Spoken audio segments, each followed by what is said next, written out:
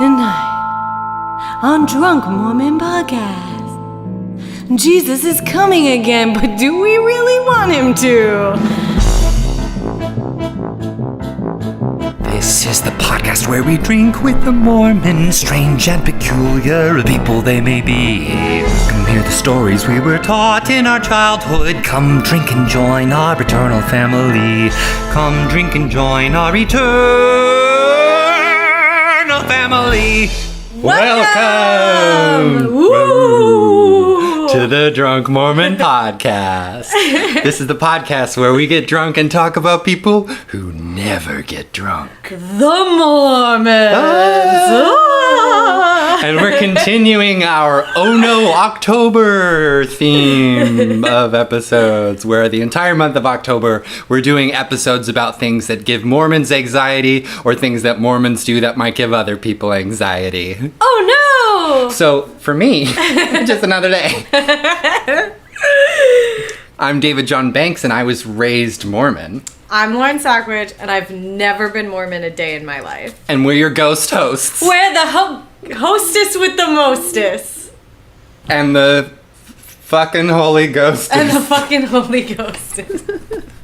Each week on this podcast, we teach Lauren a little bit more about Mormonism. Mm-hmm. Whether that's stories from the Book of Mormon, stories from Mormon church history, or peculiar things that Mormons believe. But this week, as part of our Oh No October, we're bringing to light another issue that gives a lot of Mormons anxiety. Oh no, what is it? I'm anxious. We're talking about the end of the world. That's right. The Mormon Apocalypse. Your guide. This episode. Wait, I remember this. There's 1,000 years of peace. Mm-hmm. And then the end of the world. Yes, but there's more God. details. And we'll cover them all today. Oh my, Joseph Smith. But first, Bevies! we need to make a little beverages. Now, here's the thing. It doesn't sound like it, but I've been experiencing a little bit of illness lately. Mm-hmm. In fact, recording our drunk episode and hanging out with those boys that weekend, I got so trashed that I have been sick all week as a result of my first hangover. Yeah! Mm-hmm. DJ's first hangover! I am growing up. I broke the seal. And now I too experience consequences. I after a like night of binge drinking. Because you're drinking when you're older, you don't hit that phase where it's like a cute little hangover where you order bagels to the couch and like sit and all day and do nothing, but you've jumped ahead to like the 30-year-old hangover where it's like you're out for days. Yeah.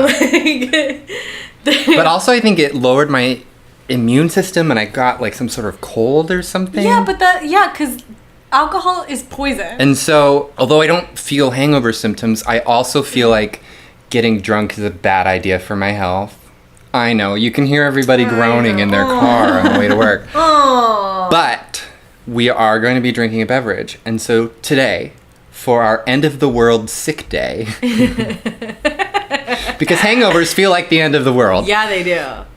We are going to be making some lemon honey ginger tea from scratch. Ooh. Using a recipe that I found at a website called thespruceeats.com. And so we'll give them credit and link to it in our show notes. And I will be pouring helpful hearty doses of bourbon into our teas. It does say in the recipe, it says you can add a shot of whiskey if you prefer. So let's get started. Let's get Martha Stewart on this bitch.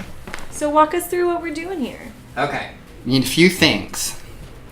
You need hot water. Yeah? You can boil it, but if you have a kettle, that's a little more fun. Yeah. You need a lemon. Check. You need some honey. Check. They ask for raw unpasteurized. I'm using what's in my cupboard. And some ginger root, some fresh ginger root. Great. So we have all these things.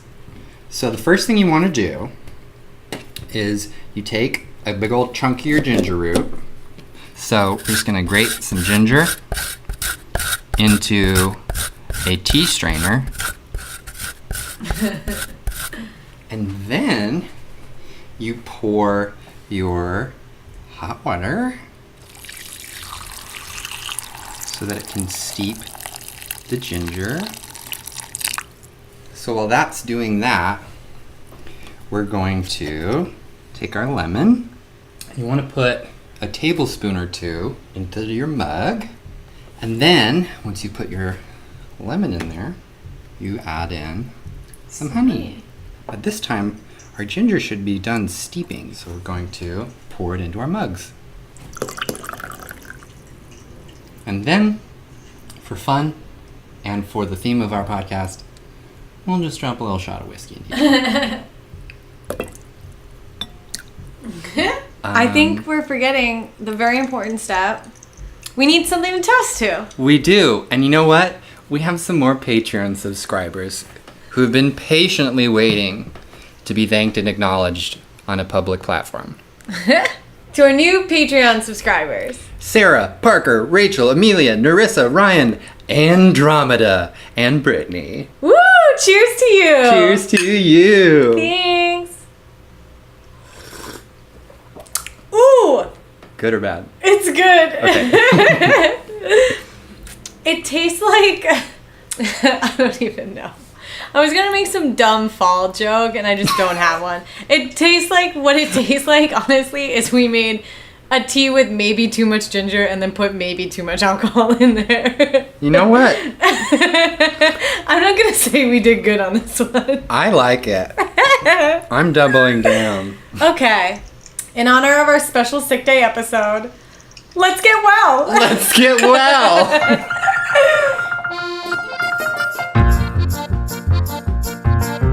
Do you have any stories that are both about Halloween and your world ending? Because I do. Oh, yeah? Tell us. So, when I was at Brigham Young University, I was out to myself and to actually a fair amount of people when I finally started trying to date. How did that go? Well, it took a few attempts, but I finally met a guy, and we were clicking on all the right levels. And so, we started having conversations about, our feelings, and so we decided, okay, we're gonna do this.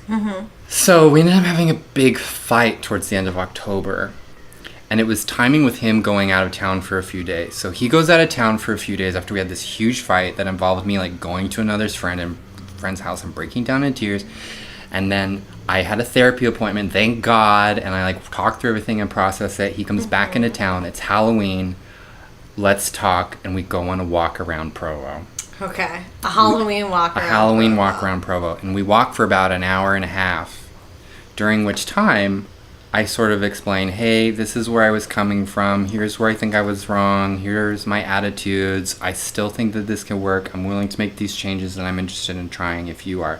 And when I'm done, laying out my soul for him, you know what he does? What?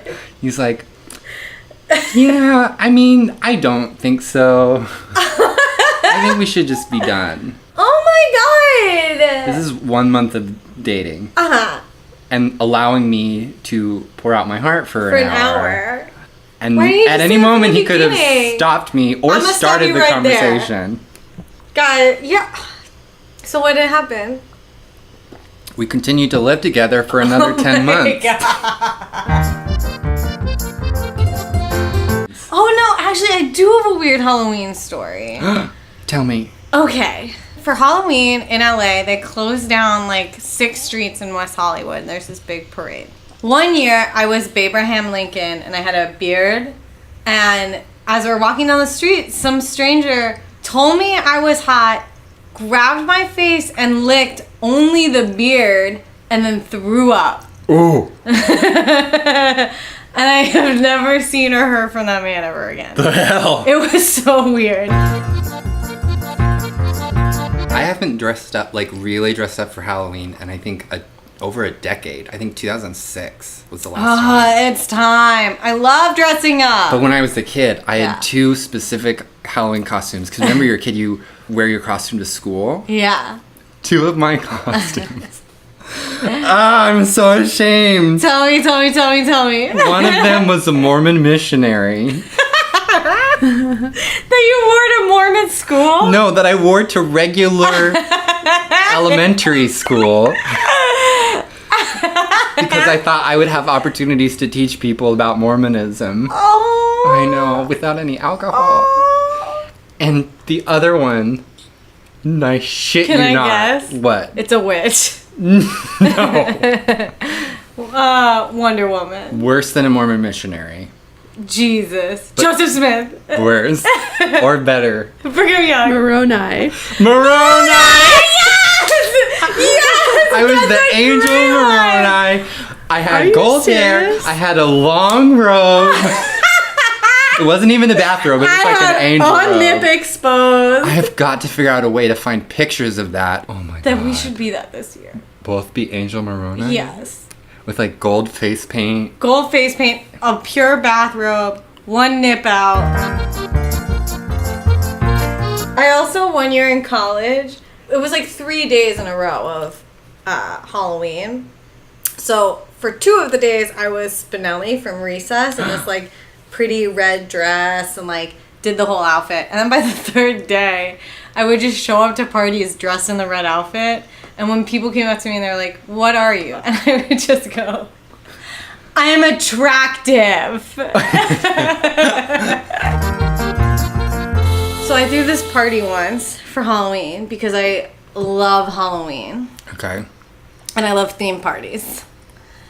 And for the party, I was like making all these really nice cocktail drinks. By really nice cocktail drinks, I mean like basically just Manhattans. But to make them like spooky for Halloween, I was like, oh, I'll dye them black. And I Okay. got like activated charcoal. Like I had been using it for my teeth or whatever, like weird things LA people do with it. And I put it into the drinks. But activated charcoal is like if you go in to the ER for alcohol poisoning, that's what they pump your stomach with because it binds so well with the alcohol and negates it. So I was like handing out all of these drinks and nobody was getting drunk. Because I was like pre-sobering people up. Oh my god. And it took like a while for someone to be like, "Hey, you're dumb."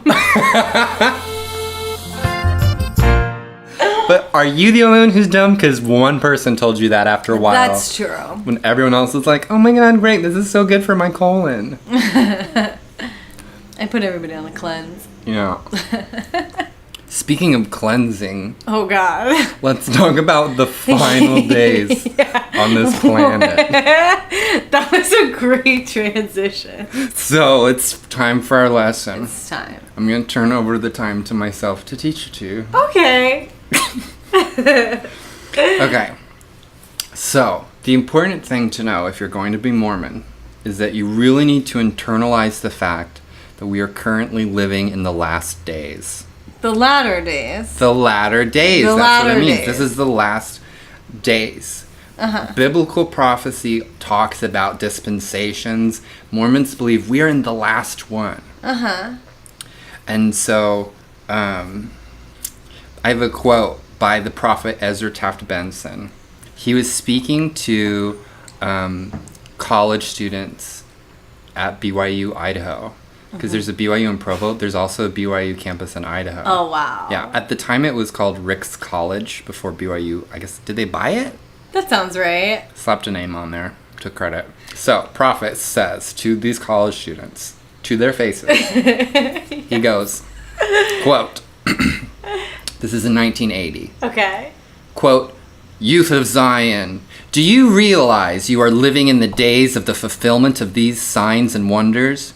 You are among those who will see many of these prophecies fulfilled. Just as certain as was the destruction of the Temple of Jerusalem and the scattering of the Jews, so shall these words of the Savior be certain to your generation. You will live in the midst of economic, political, and spiritual instability. When you see these signs, unmistakable evidence that his coming is nigh, be not troubled. We have every confidence that you, the rising generation, will not falter. You were valiant spirits reserved for this exceptional time. you have but one choice: to rise to the task of history's most significant hour. Whoa! But that was like 40 years ago. That was 40 years ago, which means we are even more significant of a generation. Right? The work that we're doing here is So going to propel us into the end of days. Yeah. That sounds very, I don't know, maybe not what I want to hear in like my orientation seminar. Was he like, remember guys, hope you guys are figuring out where your classes are. Also, we're all going to die We're all here. going to die. So stand in holy places. Anyway, so that's all to set up this idea that Mormons believe that we're in the end of times and Jesus is going to show up soon. Okay. And when they're talking about Jesus showing up, what they mean is what's called the second coming. Yeah. So the first coming was when Jesus was born in Bethlehem in a manger and then grew up and got nailed on a cross. Okay. You know, you die. Didn't he come and go at one point around Easter already? Look. I That's feel still like considered the first That's okay. All right. The second coming That's the coda. is when he's going to return to Earth Yeah. and reign as its king. He's gonna be so pissed. He's gonna be like, he's gonna show up and be like, the fuck, guys. Where? I've been gone for like only a couple thousand years. I taught you about solar panels for a reason. What are these fossil fuels? Okay, I didn't realize. So, is Earth Jesus' planet? We'll get more to it, but yes. Put a pin in that. Oh, yes. Basically, right? Yeah. So, Jesus is going to come down. I'm picturing a la Big Mufasa head in the sky. Well, so when Jesus comes, he's going to bring about the millennium, Yeah. which is what we talked about in episode 3. The thousand years of peace. Yeah, that's Yeah. the millennium. Yeah. And the point of the millennium is during that time, everyone has the opportunity to be saved. Oh, that's nice. Because remember, like, we've had billions and billions of people who've lived on this planet. Right. Not all of them are going to be there when Jesus shows up. Right. Okay. So everybody who's lived and died is, when Jesus shows up, will be hanging out in either spirit paradise or spirit prison. Right. Waiting for judgment. Wait. So after you die, so all the people who have died and are Mormon aren't in one of the 3 places yet? They're just waiting to go there? What the fuck? Well, if they were good That's Mormons, so they're probably long. in spirit paradise, and so they're having their good time. And they're going down to spirit prison to be missionaries to those wickeds down there. Wow. Yeah, all those hateful gays. Wow. So that's what the second coming is, and that's what it's for, to usher Yeah. in the millennium. Yeah. Now, here's the thing. Nobody knows when it's going to happen. Mm-hmm. In the scriptures, it's referred to that he will come, quote, as a thief in the night. Ooh. So you can't plan for it. Yeah. You can't procrastinate your homework and then turn it in by the deadline, because Right. you don't know when that deadline is. At any moment, your teacher's going to show up and say, hey, where's your paper? Right. You're But being can't you just graded be today. like, you got 1,000 years? You do have 1,000 years, but That's like your teacher showing up and being like, hey, today's in 1,000 years from today. no, but Like- there's some stuff that happens at the beginning of Oh the my 1,000 god. years. too. Okay. So, when it does happen, Yeah. everybody will know. Okay. It says there will be a great sign in heaven, and everyone will see it. And all of the righteous people who are alive when it happens, they're going to gather to meet him. They're gonna die. Which for Mormons means you either head to Utah or you head to Jackson County, Missouri. Whoa. That's what they believe, right, Ashley? Yeah. Do they have? Is it like you can go to other different ones, or are we all supposed to go to Missouri? That's actually a good question. I thought that all men go to Missouri for some reason. What? Wait, really? And I hadn't heard that. Men go to Missouri, the woman you fucked. Men are from Missouri, women are from Venus. But I think it's just a gathering. But I think it's just a gathering of the men, and then they somehow get their families. I actually don't know. I think I might come back to this, and it might connect. So anyway, Okay. The Mormons are going to gather. Yeah. Possibly they might have to even, some people like to think they might have to travel there in handcarts like the pioneers because of cataclysmic events. Why? If there's a cataclysmic event, you don't want a handcart. I'm saying all of the infrastructure might be destroyed. But the most difficult thing to then do would be to get a if the infrastructure is destroyed, we're going jeeps. We're going boats. We're not going handcarts. What if all the jeeps and boats don't work because there was a big electromagnetic something? You know, who knows? This is Walking Dead territory. This is Walking Dead territory, but the one thing you don't see in The Walking Dead, friggin' handcarts. Well, that's because they didn't think very much about it. It's a good idea. Write it down. Okay, we're back to handcarts. There's also a rumor. I haven't been able to find evidence that verifies it, but I heard a rumor that so this part is true. Mormons own a lot of radio stations. They started buying them some time ago. That's crazy. The rumor is that the reason they own these radio stations is so that when the end of times happens, they can use them to help communicate with the righteous people where to go. Oh my fucking God. Mm-hmm. This is already an HBO miniseries, and we're not even into the meat of the lesson.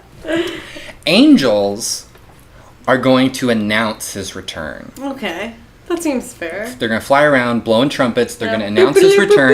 And they are going to begin what is called the first resurrection. Whoa! Here's a quote from the Doctrine and Covenants. Quote, "And they who have slept in their graves shall come forth, for their graves shall be opened, and they also shall be caught up to meet him in the midst of the pillar of heaven." Oh my! Okay, see, the thing is, like... I said Walking Dead. Yeah, but like, I would never read this growing up and be like, my fears are quelled, you know? Qualmed? Whatever the word Quelled. is. Quelled. Like, this is scary shit. Like, are they gonna come back as real people, or like... They are going to be... So it's called the first resurrection, so that means... There's a first resurrection and there's a second resurrection. The first resurrection happens at the beginning of the millennium. Yeah. It's reserved for A, the good, holy, straight people, and B, the wicked people who repented while they were in spirit prison. So they'll be resurrected to enjoy the millennium and to help with the efforts of the millennium in like spreading the good word to everybody. Okay, but are they restored or are they corpses? I believe they are. Is it clarified? This is where you get into sort of Mormon theory. I believe they are restored to their like. They're restored to their physical idea. So everybody's popping out of graves, 10% hotter than they were before. You know when people are like, oh man, if I'm a ghost, I wonder what age I'll be. It's that same kind of like debate. Like, who knows? Are they gonna be 30? I've never heard anybody. Hopefully ask that. we're. Aren't you just the same age of when you died? Well, some people believe that you come back to haunt at a time that was happier for you. That doesn't make any sense. Okay, well, I was Why hanging would you out. haunt people if you were happy? I would come back as like my worst. I don't know. Put a pin in it. We don't Put know. a pin in it. If you're Records a ghost are unclear. Records are unclear at the as time. to how old you'll be when you're resurrected. I am interested though. So if you're a ghost person, the second resurrection yes. is every other person who's died. Okay. And they, so that means like Hitler and you and me. Oh, just the three of us. Well, and everyone else, but like Yeah. that group of people, that range of people. Gotta. All of us. If Don't be like Hitler and the two of us. That's like. Anyway. Throw somebody else in there. David Duchovny. There you go. I mean, if we're dead. If we're alive, we'll still be there. Yeah. Mother Teresa, probably. Mother Teresa. Well, she might convert to Mormonism. She might convert. Anyway, all of us have to wait until the millennium is over to be resurrected. After the 1,000 years of peace. After the 1,000 years of peace. Oh, So that's the okay. second resurrection. So, the angels blow their trumpets. All of the righteous dead people are resurrected immediately. Yeah. And then Jesus sorts everybody who was still alive into two groups. Yeah. The righteous Shirts. and the wicked. Skins. And then the cleansing begins. What? And the corrupt, it says, will be removed from the earth by a cleansing fire. What? So, if we don't toe the line when this happens, we could be burned off the face of the motherfucking earth. What the fuck? And everybody who's righteous, they'll be spared, and then they get to hang out on the earth without us there. I feel like hashtag that's you not can't sit with fair. us. Hashtag you can't sit with us. Like, all those people in the graves got years to go over this. And, like, we're just burned off the face of the earth. Mhm. That's wildly unfair. Yeah, well, welcome to Mormonism. After we're all burned off the earth, then Jesus will take over. He will make himself king, establish a theocratic government over the entire world. Huh. And that's when the millennium begins.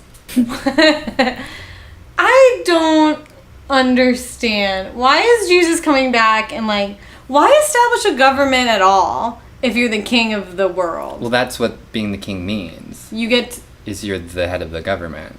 Oh, I guess that's true. He's not, like, making a congress. Right. He's calling some apostles, or I guess they're still alive. Got it. So because they're righteous, obviously. Right, obviously. Because there's these old white men. And they're going to probably be his apostles still. And then Great. they'll be, the Delta Force, SEAL Team 6, whatever, running things for 1,000 years. Okay. I mean, but, like, why, though? Why not just take everybody to heaven? Well, because they have to have time to do the work to give everybody the opportunity to be saved. But I thought we just all got wiped out. So that means we'll be in spirit prison and they can go teach us or something. Oh. The logic starts to get a little fuzzy, but this pay doesn't attention to make the narrative sense. here. Yeah. Jesus comes, Jesus kills half murders of the people, everybody, sets himself up as the king. ruler. Got it. Yeah. Right? Very Jesus-y. Very Jesus-y. A fun Jesus-y center. Um, So Jesus, it the smells warlord. it smells a little like Stalin or Chairman Mao, But it's not. It's Jesus. but it's not. It's Jesus. So it's okay.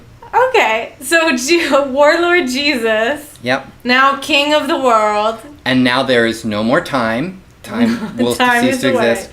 Except for the fact that Satan will be bound for 1,000 years. Okay. So both time won't exist, and also we still have more deadlines. Don't know.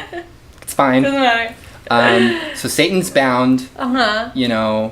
Sort of like in Hercules when the Titans were, Yes, in that big lightning cage. After the millennium, Yeah. they're going to release Satan Oh, okay. and give him a little bit of time to gather his armies. And then... What armies? And then- We all died in a fire. No, like the wicked souls. Right. So Satan's gonna go gather his wicked souls. Okay. The ones who didn't take advantage of the millennial opportunities. Right. Well, I And- mean, to be fair, we've just been burned off the face of the earth, and I'm a little pissed about it. Yeah, I'm a little peeved, and maybe I want to join Satan's army because God did not bless my offering. These of are food. hypotheticals. These are hypotheticals. So Satan gathers his armies, and then Michael the Archangel, which we mentioned We briefly talked before. about him. He's also his other name is Adam. He's Adam from Adam and Eve. Right. So he is going to gather his armies. Okay. So he's going to be the general over Jesus' armies. He's going to be Jesus' general.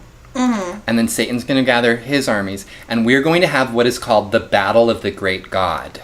Got it. The war to end all wars. Yes. And as it is prophesied, Michael's sides go in. Uh-huh. And Satan will lose. And him and his followers, who are called the Sons of Perdition, they will be cast off to outer darkness. Where you don't exist anymore. Well, you do, but you're cast out completely from the presence of God. Okay. I mean, it seems to be kind of like what we all wanted. Yeah. So that's when the final judgment will take Oh place. my god. We've been doing this forever. Well, you might What say is the that, but there's no final concept of judgment? time anymore. So the We've final been judgment. judged. You're either with Satan or you're with God. I don't No, understand. the final judgment is then when you're categorized into which kingdom you get to go to. Oh, I'd be pissed. If I was in a war and I didn't get to go to the top kingdom, I just made it through like 6 cuts. Yeah. Like, what? This... And then the earth will be celestialized, which means sort of you know how when they're resurrected, their bodies will be Yeah. translated into a perfect version of a body. Yeah. The earth will be translated into a perfect version of the planet. That's nice. And Jesus will reign as king forever and ever. Okay. So that's roughly the picture we're talking about. That's what the end of the world looks like for Mormons. That sucks. That's awful. Ooh. That's so much work. Yeah. Are you kidding me? You're a good guy all your life, and then you die, and then you wait until whenever Jesus comes back. Then you get resurrected. Then you have to watch a bunch of people burn to death. You get like 1,000 years of vacay. Then you gotta fight some people that you watched burn to death 1,000 years ago. Mm-hmm. And then after that, you get sorted by Jesus and hope you make the top tier. Yeah, you get sorted and you hope you make it to Gryffindor. And then you're not on the earth anymore, you're somewhere else. Well, that is the earth. The earth will become the celestial kingdom. So the earth is tiered.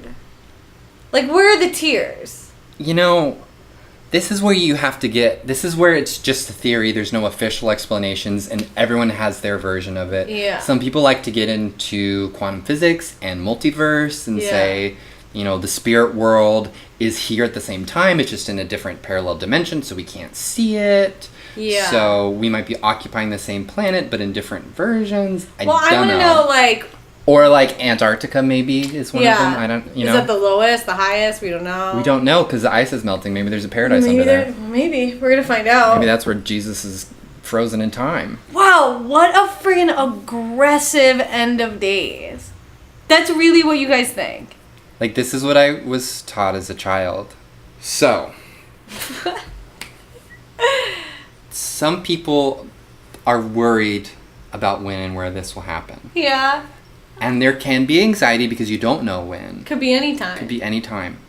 There are, however, signs. There's prophecies. Yeah. Things to look for. Uh-huh. In the Bible especially. Like, Yeah. Mormonism does not ignore all of the work already done in the book of Revelations to come up with this mythology. Right. There's a lot of stuff in the Bible, and then there's like additional prophecies that Mormons have made since then. Yeah. So let's just kind of like go through some. First, it talks about how the church will be restored, Uh-huh. which Mormons believe that one's done. So check. Check. Church is up. It's Great. running. I Here saw we the go. temple. It was nice. Yeah. In Malachi in the Bible it says, "Behold, I will send you Elijah the prophet before the coming of the great and dreadful day of the Lord." Yeah. We already have an Elijah. Elijah did come. Yeah. He met up with Joseph Smith April 3rd, 1836, to give him the keys of this dispensation. Whatever that means.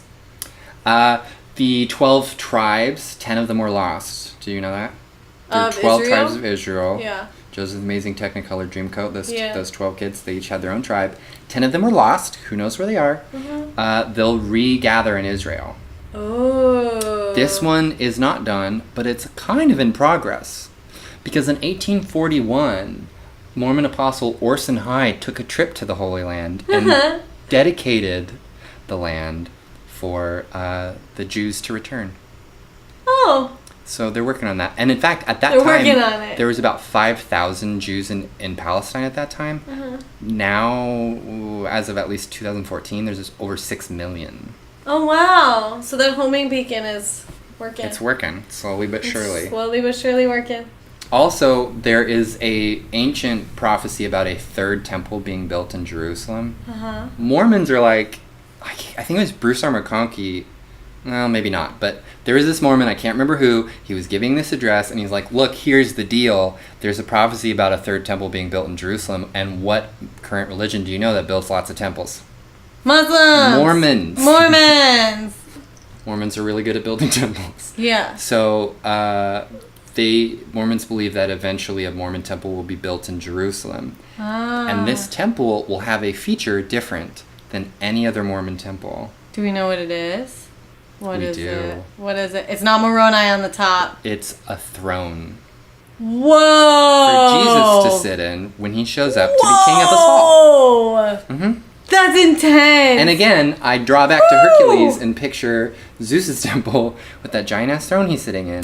I'm going like Game of Thrones. Oh. Yeah.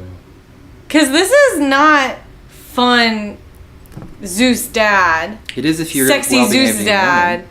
This is Warlord Jesus. You're not wrong. They're also going to build a temple in New Jerusalem, which is Independence, Missouri. They actually started to build one there back in the day, but if you remember, they got kicked out of Missouri. I'm sorry, just say it again. The New Jerusalem. The New Jerusalem, aka Missouri. Missouri, got it. They started building a temple there. They got kicked out for being shitty neighbors. Right. So eventually they're going to have to go back and finish well, the Garden of Eden was over there. Yeah. Adam is going to hang out, and he's going to call a meeting in Missouri, in Jackson County, Missouri, to... Wait, These are all signs. These all have to happen before he comes back. So Adam is going to call a meeting in Missouri. Where he's going to, from what I understand, basically turn over the human government to Jesus. Also, they might not tell everyone that they're doing this.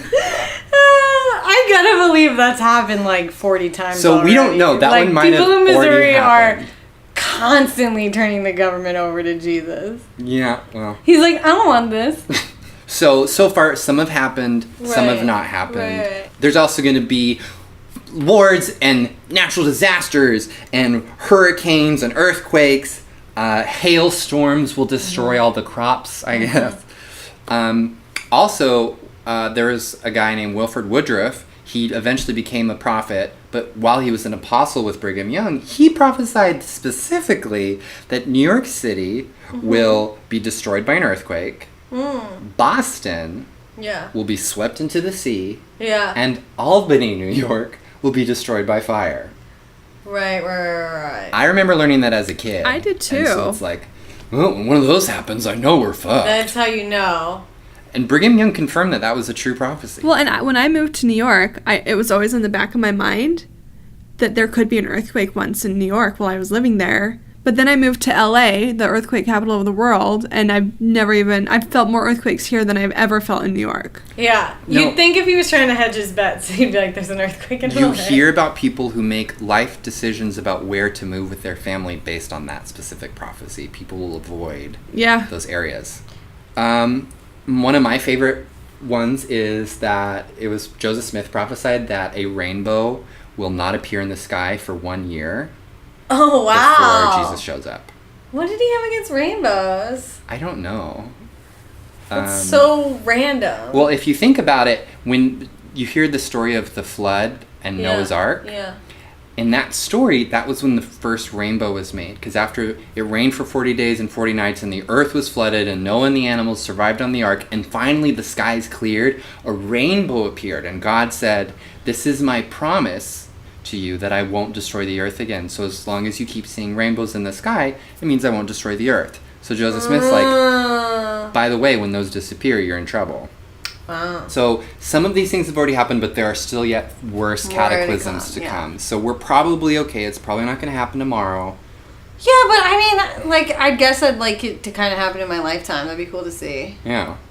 In preparation, I'm going to, like, learn how to shoot a gun or something. You know, like, I'm going to prepare. Well, I'm not going to be true. super nice and then you do need have to fight an entire war in my... But what are we worried about being prepared for? Orgies.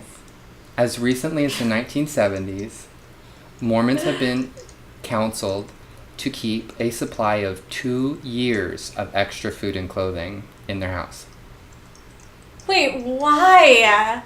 Have you ever heard of preppers? Yeah. Doomsday preppers? Yeah. Where my parents live at their house, we have a room in our basement that we call the storage room. It has our Christmas decorations, old suitcases, other things that don't have another place to go. Yeah. An entire wall of shelves is dedicated to food storage. I don't Canned get foods, rice, bottles of water and Gatorade, first aid kits, emergency supplies.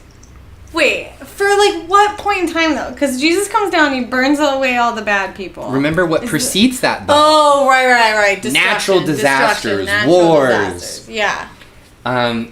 They used to say keep 2 years worth. Now they say try and keep 3 months worth.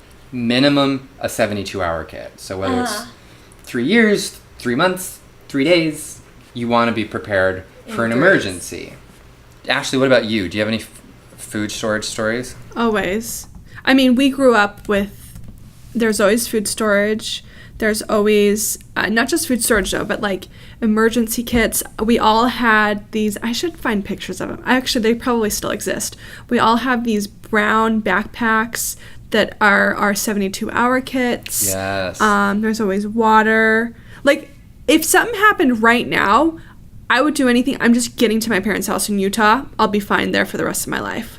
And it's a big house, so we'll go too. Yeah, we'll be there.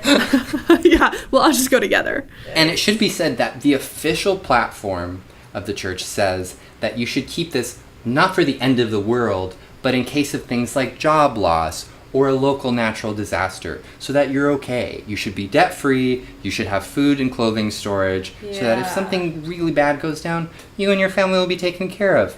But yeah, that's the picture. That's the end of the world as we know it, though I feel fine. Holy crap. So now, with some time left, we should probably move on to the best part of any Mormon lesson. The activity! The activity. So every episode we have an activity, and this week our game is called... Can you survive the Mormon Apocalypse?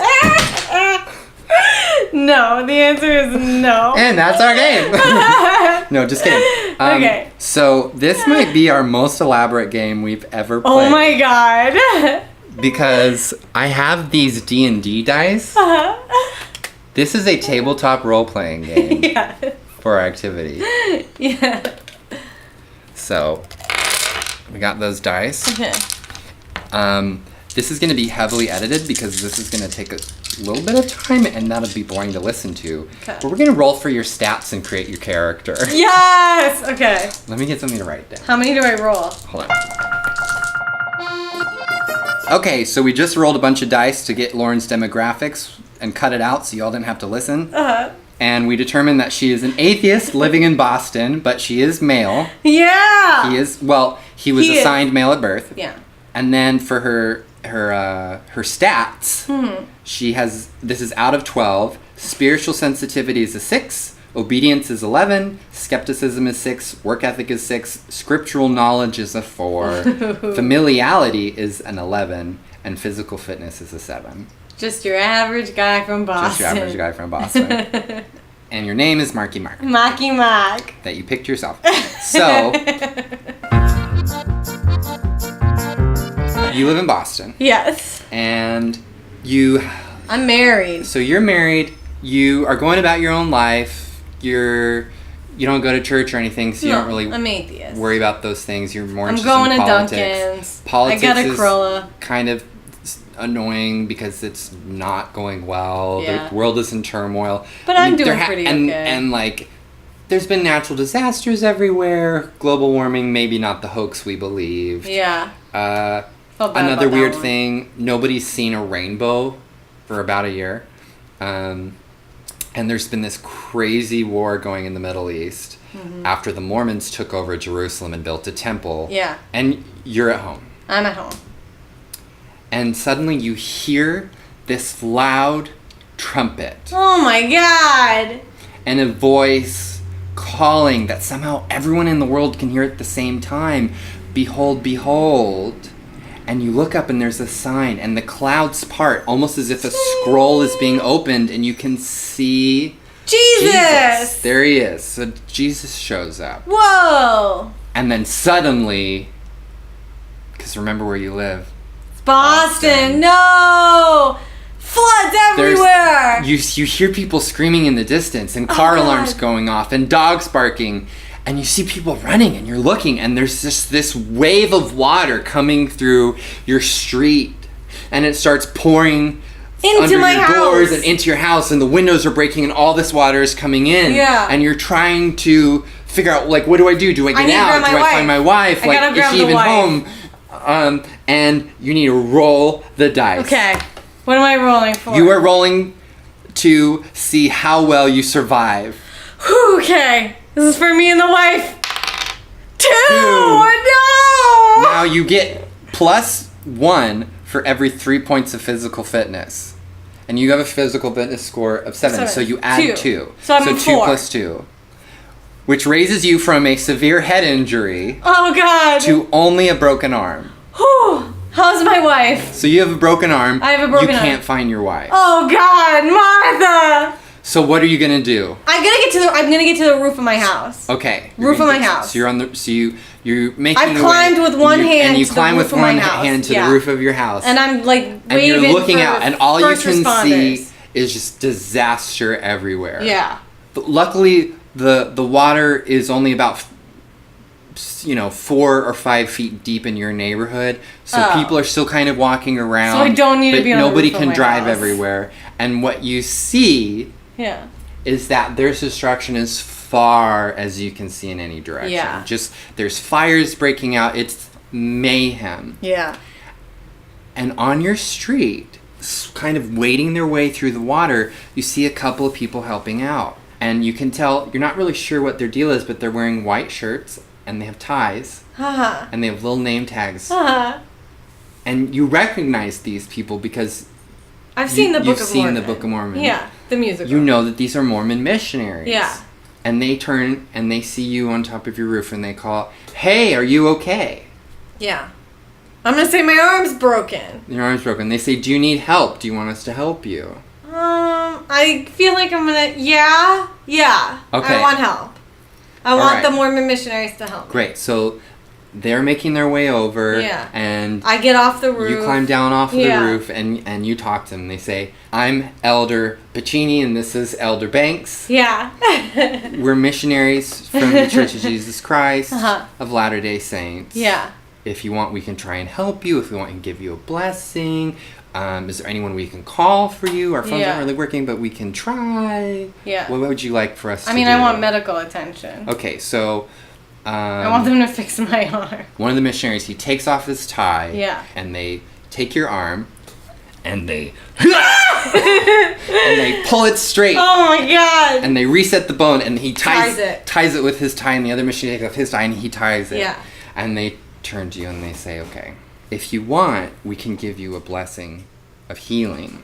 Yeah, I want the blessing. So, roll a Roll a dice die. to see if the blessing is successful. Okay. If it's 3 or less, it's not. 4 or more, it is. -1 point for every 3 points of skepticism. Oh shit. So, Is my skepticism high? so your skepticism is a 6. So you're going to roll the dice Yeah. and -2 points. 4. So it's 2. Damn So it. it's not successful. Your arm is still broken, but at least it's set. No one has asked me about my wife. I want to know where my wife is. But as they're walking away, you hear them talk about how everybody is gathering in Utah Uh-huh. and Missouri. Okay.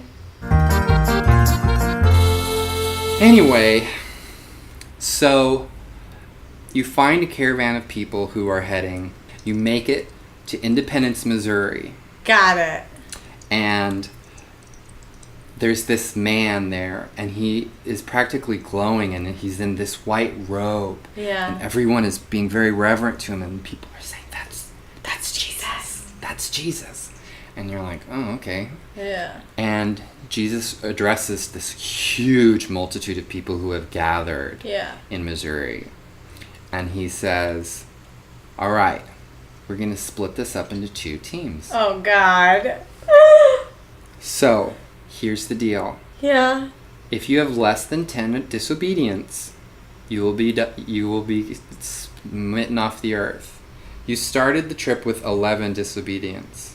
You get -1 for every 2 points of skepticism, which means you get -3. So I'm at a 7. So you're at a 8. 11. Oh yeah, I'm at an 8. Math. But you get 1 point for every point of scriptural knowledge, which is 1. So now you're at a 9. And 1 point for every 3 points of spiritual sensitivity, which is 2. So you make back what you lost in your skepticism. Okay. And you're back at 11 obedience, and you survive. I'm a righteous person? You are a righteous person. Whoa! Can I be a righteous person if I don't believe in Jesus? Well, you're so obedient that when he says, believe in me, you say... Yeah, I'm like, okay. Okay. So I live. So you get to be part of the millennium. Yeah! I made it! That's so great. That is very surprising. To be honest, if you are an average white man from Boston, you can do anything. It's true. Anyway, thanks for joining us this week. Thank you, of course, to our listeners. Thank you, of course, to our Patreon subscribers. You can get to hear the extra bits from this episode as well as our past episodes. As always, you can send in questions or corrections to our email at drunkmormonpodcast@gmail.com. We're on Instagram and Twitter at drunkmormonpod. If you want to be one of our Patreon subscribers, go to patreon.com/drunkmormonpodcast or look for the link on our website or on our Instagram page. And to help us celebrate October, why don't you scare one of your friends or neighbors into listening to our show for the first time? You could recommend this or a better episode. And join us again next week for another spooky Oh No October topic. But until then, I'm David John Banks. I'm Lauren Sackwich. And now we bid unto all Farewell.